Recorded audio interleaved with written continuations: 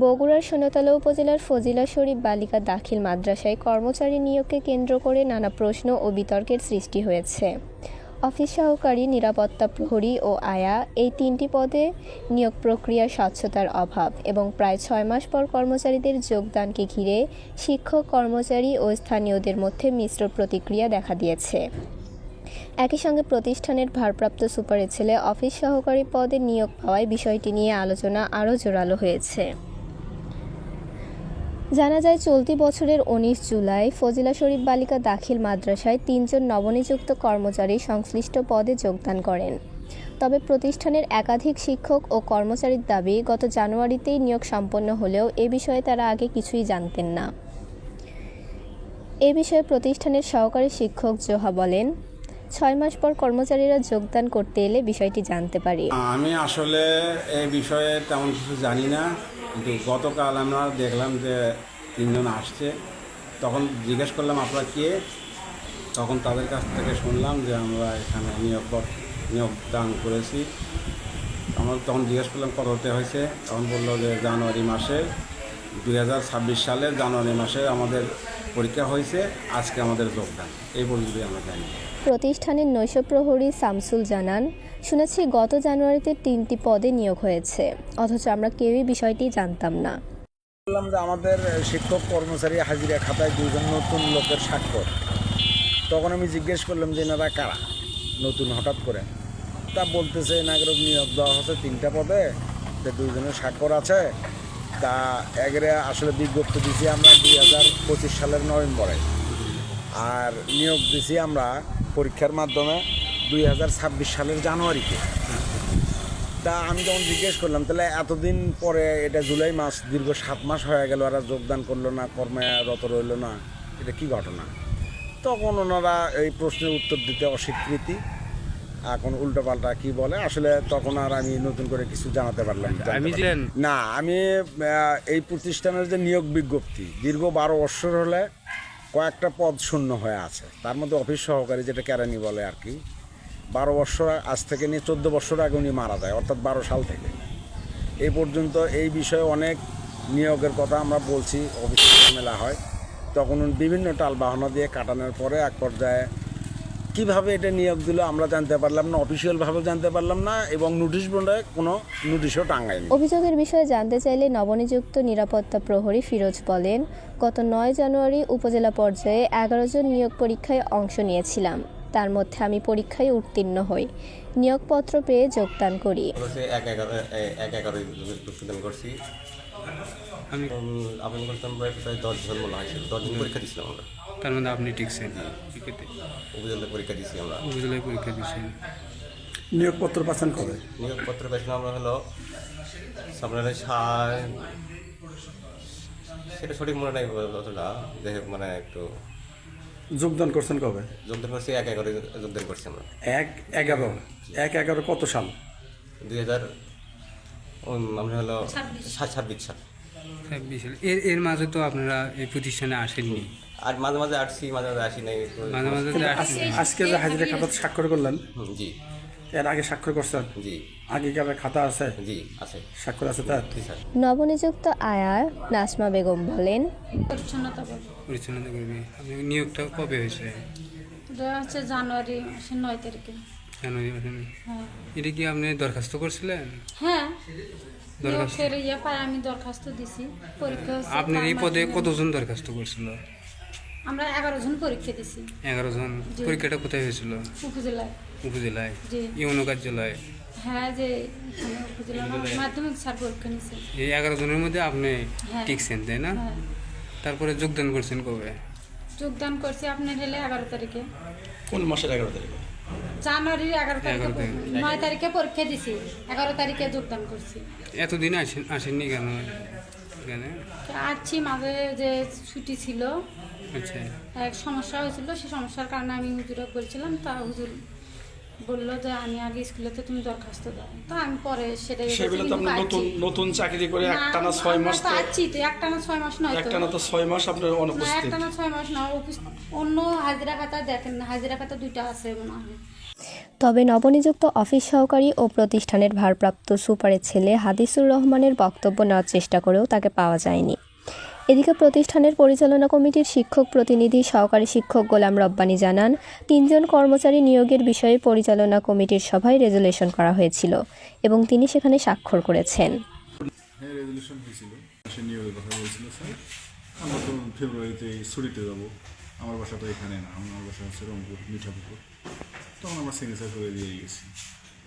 পরে শুনি যে ওগুলো স্থগিত আছে, যা আপাতত স্থগিত আছে। আমি আজকে বাসা থেকে আসলাম, এসে তো দেখি প্রতি না হলে আবার মিটিং মিটিংয়ে ছিল, উপস্থিত ছিল।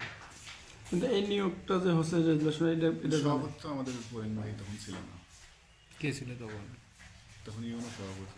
সভাপতি ছিল। নিয়মিত সভাপতির মাধ্যমেই মনে হয় হয়েছে। আমি প্রথমে অ্যাডহক কমিটিতে ছিলাম। অ্যাডহকে ছিলেন? জি, তারপরে নিয়মিত কমিটি যে আসছে। আসছেন তো এই অ্যাডহক কমিটি তখন সভাপতি কে ছিল? অ্যাডহক কমিটির সভাপতিও কলিন সাহেবই ছিল। পরবর্তী পূর্ণাঙ্গ হওয়ার পরও উনিই ছিল। হ্যাঁ, তার মানে ওনার উপস্থিতিতেই এটা হ্যাঁ, উনি তো রেজুলেশন। সবই জানেন।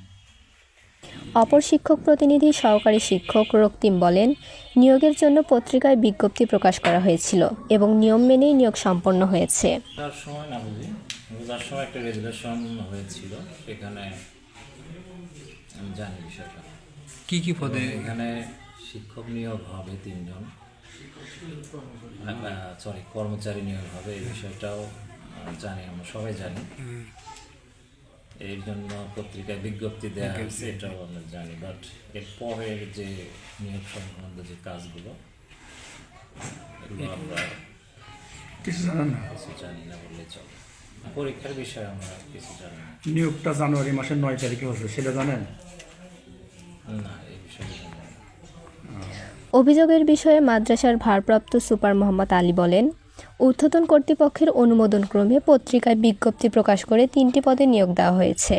কিছু জটিলতার কারণে যোগদানে বিলম্ব হয়েছে। অফিস সহকারীতে হাদিসুর রহমান, নিরাপত্তা হলো ফিরোজ, আর পরিচ্ছন্নতা হলো নাজমা। জানুয়ারিতে নিয়োগ হয়েছে। 9 তারিখে নিয়োগপত্র আপনার কাছে আছে? অবশ্য সবই আছে। নিয়োগপত্রগুলো দেখাবেন? হ্যাঁ, দেখাবো। আচ্ছা, আসেন, আমি আগামীকাল দেখাবো। আসেন না, যেখানে দেখবেন আমি সেখানে যাই দেখা। 7 মাথার সংগ্রাম, অফিস সহকারী, পরিচ্ছন্নতা করবেন, নিরাপত্তা করবেন। রেজিস্ট্রেশন তো অবশ্যই। সেই সময় কমিটির সভাপতি কে ছিল? হ্যাঁ, সভাপতি কে ছিল? বলেন ভাই। পলেন ভাই ছিল। এখনো তো পলেন ভাই আছে। হ্যাঁ, এখন উনি আছে। মাদ্রাসার সভাপতি এখনো তো পলেন ভাই আছে। শিক্ষক প্রতিনিধি কে গেছিল? শিক্ষক প্রতিনিধি আছে রক্তিম আর হলো গোলাম রব্বানী।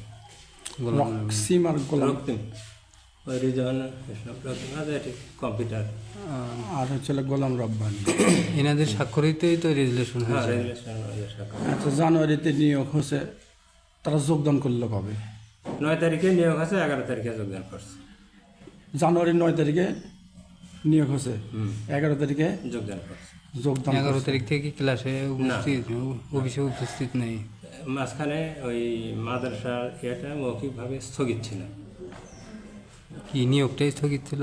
মানে এমপিওটাই স্থগিত ছিল। আচ্ছা, যার কারণে আমি ওই ডিজিতে যোগাযোগ করলে বলছে যে আপাতত ওনাদের অফিস করার দরকার নেই। কর্মচারী যেগুলো, এগুলো নিয়োগ যেটা জেনারেল, এটা ডিসির আন্ডারে নিয়ে নিছে। হ্যাঁ, মাদ্রাসাটা ডিসির আন্ডারে নেয়নি। ওখানে নাকি মৌখিকভাবে এটা স্থগিত করছিল যে আমার নিয়োগের পরে, এটা ফেব্রুয়ারি মার্চে যখন সরকার গঠন হলো, তখন নাকি ইয়ে করছিল যে একই ইয়াতে 2 নিয়ম কেমনে থাকবে, একটা হবে ডিসির আন্ডারে আর একটা হবে কমিটির আন্ডারে। এটা মৌখিকভাবে বলছে, আর কোনো চিঠিপত্র নেই। আচ্ছা, তো সেজন্য উনি বললো যে এই মুহূর্তে আপনি আবেদন করেন না, দেখি কি হয়। যেহেতু আপনি সব প্রসেস করা আছে, এমপি আবেদন করেন না।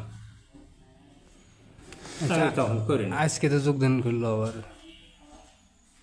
এই মাসে আমি এমপি আবেদন করছি। আচ্ছা, তো ডিজিট থেকে বলছে যে আপনি যখন এমপি আবেদন করছেন, এখন ওনাদেরকে অফিস করতে হবে।